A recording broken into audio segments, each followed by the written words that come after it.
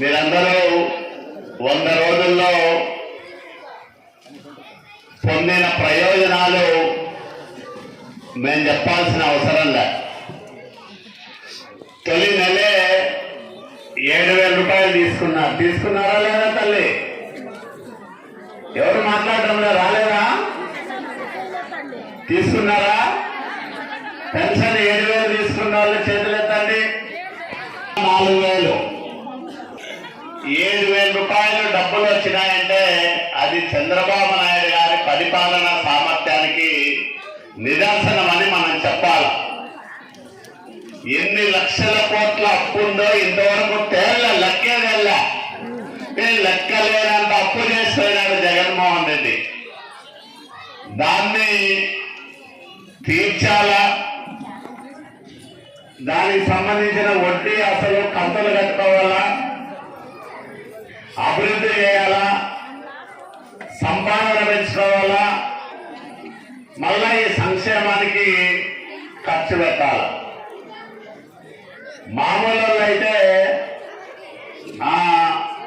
ఖాళీ ఖజానా చూసి పారిపోయే పరిస్థితి. కానీ ప్రపంచంలో పేరున్న నాయకుడు,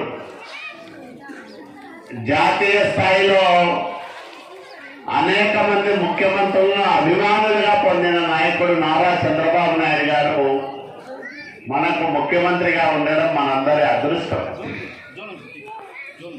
ఆంధ్రప్రదేశ్ చేసుకున్న అదృష్టం ఏమంటే ఈ ఎన్నికల్లో 93% స్ట్రైక్ రేట్.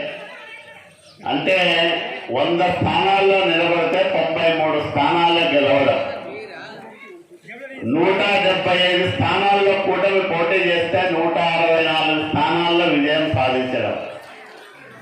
కేవలం జగన్మోహన్ రెడ్డి పార్టీకి 11 స్థానాలే మిగలడం. ఇది ఒక అద్వితీయమైన విజయం. భారతదేశ రాజకీయాల్లో ఏ కూటమికి ఇంత గొప్ప మెజార్టీ రాలేదు, మనకే వచ్చింది. అందుకనే అంతే బాధ్యతతో ఇచ్చిన హామీలను ఒక్కటొక్కటిగా నెరవేర్చుకుంటూ పోతా ఉంది ఎన్డీఏ కూటమి ప్రభుత్వం చంద్రబాబు నాయుడు గారి నాయకత్వంలో.